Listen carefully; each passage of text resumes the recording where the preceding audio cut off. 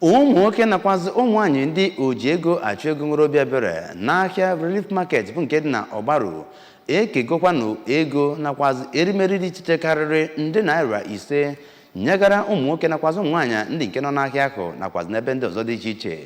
Nya bụ ihe nke ha mere na ekpere bụ nke a na-ekpe n'ahịa ahụ kwa ngwụcha afọ ọbụla ma bụrụkwazị iji wee benata mmetụta aja akụnụba nke obodo a na-enwe n'ebe ụmụ amaala steeti a nọ ma mekwazị ka ha sonye n'oge ihe mmemme a na-akwadobe imenụ.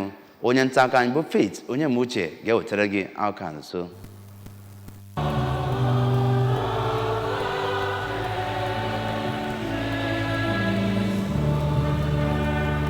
N'okwuchukwu ya na ya bụ mmemme, Bishọp nke Ogbaru Diocese bụ Right Reverend Prosper Ama kwuru na mmemme 9 Lessons na Carol bụ otu n'ime mmemme eji akwado maka ọmụmụ onye nzọpụta bụ Kristi.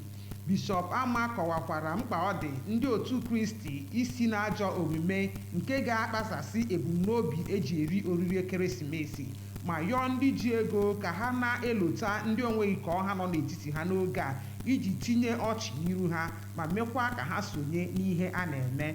Ọ kọwakwara ihe nrụbama dị na ọmụmụ Jesu Kristi ma kọwaa na amụrụ ya ka mmadụ na Chukwu wee dịkwa na mma ọzọ. Reverend Ama rịọrọ onye isi ala Naịjirịa ka o wepụta amụma nke ga-akwalite ọdịmma ndị mmadụ n'oge a.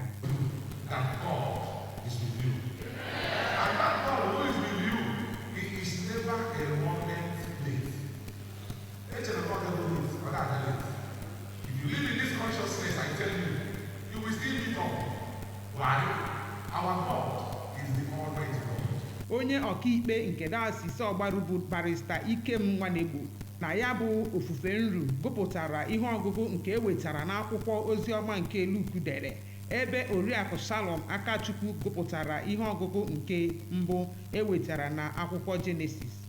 Ndị nọ na ya bụ mmemme 9 Lessons and Carol a gụnyere Ọchịọra Women Ministry nke Ogbaru Diocese bụ Dr. Uche Ama,